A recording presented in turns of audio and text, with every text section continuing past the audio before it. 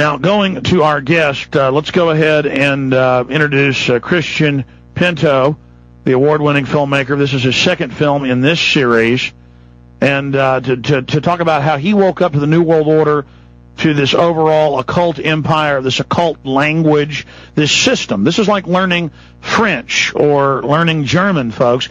This is the secret numerological language of the ruling class. This is literally their codified worship of Lucifer. They believe the devil is God. They don't worship the devil. They believe they worship God, who they call Lucifer. That's an important distinction there. And then we'll go to David Bay. Mr. Pinto, thanks for coming on. Thanks for having me, Alex. It's good to be back on the show. You bet. Tell us how you woke up, how you got involved, how you got informed, and then how you hooked up with David Bay to, you've got your next one coming out, I guess, next year, but you've got the first two editions out right now. How did you awaken to all this? Well, I'd been a Christian for a number of years and had really focused a lot on studying the Scriptures, and then I got into Bible prophecy at some point and started working on a documentary series called Megiddo, The March to Armageddon, where I did a lot of research surrounding the New World Order and how this whole system is coming together in fulfillment of Bible prophecy. And that led me into a lot of historical information.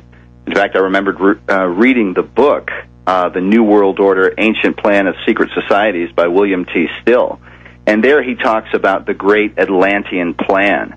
And it was this plan that was hatched by Sir Francis Bacon to send secret societies into the New World and to launch America, the American Empire, as this new Atlantean empire that would one day extend to all the world. And so that's where I first encountered that whole idea and so on, and still gives really an abbreviated version of it. And that kind of started my research on it, but at the same time, I was doing a certain amount of research through Cutting Edge, David's ministry, and I'd been reading Cutting Edge for several years, and David writes about a lot of the same things. And so after I had produced a couple of prophecy documentaries, David saw them, liked them, and he and I started, communicating with each other about these things and decided to work together on the America series. So that's how that got underway. But it's been a really fascinating journey studying not only the whole New Atlantis concept and this idea, as you were talking about, that in these occult societies, they don't necessarily believe that they are worshiping Satan per se. In fact, they reject the idea of Satanism as it's presented from a Christian perspective. You read the writings of Albert Pike, he calls the doctrine of Satanism a heresy and so on. And Madame H.P. Blavatsky, in her book, The Secret Doctrine, she writes about this as well, and she makes reference to exactly what you were talking about, but she uses a Latin phrase called demon est deus inversus, and that is the devil is God inverted. And what they do is they go back to the Garden of Eden account, and they turn God, Yahweh, into the devil. He's this evil God that Albert Pike calls Ialdabaoth in his book Morals and Dogma. And he's the demiurge. He's the creator of the material world. This is an ancient Gnostic teaching as well. And he created Adam and Eve and then forbade Adam and Eve to partake of the tree of knowledge, gnosis, which is where Gnosticism comes from. But the serpent shows up, Lucifer, and he's the angel of light. And so he bids Adam and Eve to give up the idea of just being these mindless robots who are obeying God and to partake of knowledge so that their eyes can be opened and they can become their own gods. And the idea is that God, the Creator God, is really holding out on mankind and doesn't want mankind to achieve their own godhood. And they write about this at great length. And I was really surprised in doing the research at how many of these occult societies thoroughly believe this doctrine. This is the doctrine believed not only by Madame Blavatsky, but by Manly P. Hall, who is called by the Scottish Rite Journal Masonry's greatest philosopher. This is what's espoused by Albert Pike. This is what's espoused by secret groups like the Order of the Golden Dawn. It's a theology or a belief system that permeates all occult doctrine And it is exactly what Blavatsky says. It's the reversing of God and the devil. Let's bring in David Bay. David, literally the foundation of the United States, so much of the entire world system, and by the way, they worship the exact same gods under different names in Japan, in China, in Africa, in groups and peoples who supposedly never even came together until 500, 600 years ago. So even if we have an atheist listening today, or tens of thousands of atheists listening, or agnostics, they'll say, I don't believe in the devil, so you guys are a bunch of kooks. It doesn't matter. What we're covering here is a historical fact, and obviously because we're Christians, that's what caused us to look into this to begin with, and that's why you tend to find what I would call real Christians who are concerned with this, because, it fits in exactly with what the Bible says, but it is a hardcore fact that world leaders really are into the occult. They really do make every major decision according to it. And, I'm right here in Austin, Texas, where they got a giant black pentagram right behind the Capitol. They got a goddess on top of the Capitol. It's all occultic. It's just all right out in the open. There's not even a debate about it. And then we're supposed to act like this 500-pound gorilla isn't on our back, or this 1,000,000-pound elephant isn't sitting in our living room. Can you speak to that? Yes, absolutely. The leadership, the current leadership today, what is commonly called the global elite, the Bilderbergers, Skull and Bones, of which President Bush is a member, they all are firmly believe in this in this Luciferian versus God concept. This is what we try to bring out constantly in this video. We're not talking about something abstract here, or something in history that is interesting but irrelevant to today.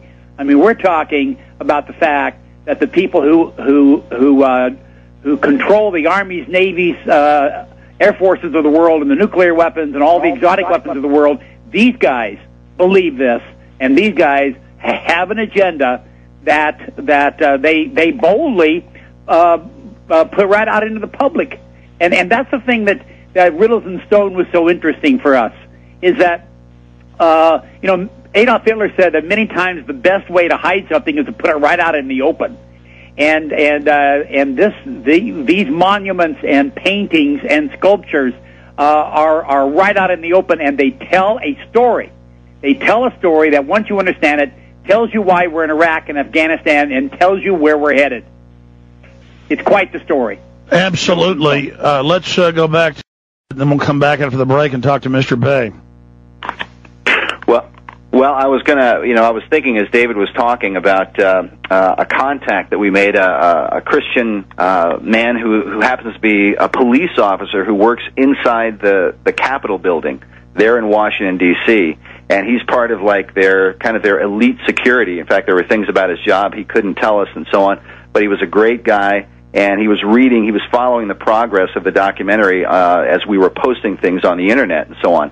And he called us up and he said, if you guys are working on this film, have you had the opportunity to get inside any of the buildings here?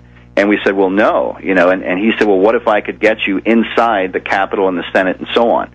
And so he got us inside. So the interior footage that you see from Riddles and Stone was literally shot by me. I flew over there with a camera, kept it small, and this guy with his security badge was able to walk me around and show me the inside of the Capitol, show me things that he walks past every single day, where you've got all kinds of Masonic and Rosicrucian and outright, very blatantly occult symbols and phrases and so on, that once you understand them, it's easily recognizable and undeniable that they come out of occult philosophy. And so after we finished the film, we sent him a copy, and I ended up talking to him on the phone like a month after we had finished Riddles and Stone, and he said that so many people that he had talked to there who live in the Washington, D.C. area and who walk by this stuff every day, that they are deeply impacted and amazed when they see the film, because they had no idea what they were seeing, even though they're walking by it all the time. But until somebody explains it to you, it's right out there in the open. It's in plain sight. Well, that's the point that I'm trying to make to the agnostics and the atheists. I'm not here to beat them over the head. I'm not here to, you can lead a horse to water, you can't make it drink.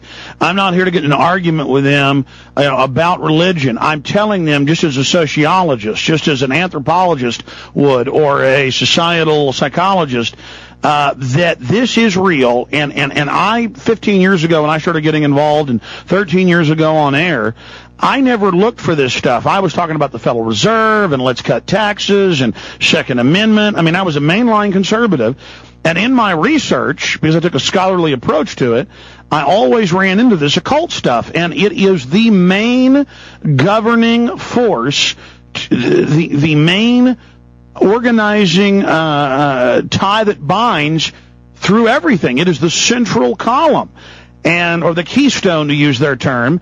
And if we want to know where we come from, where we're at, and where we're going, we've got to see riddles in stone. We've got to learn the truth.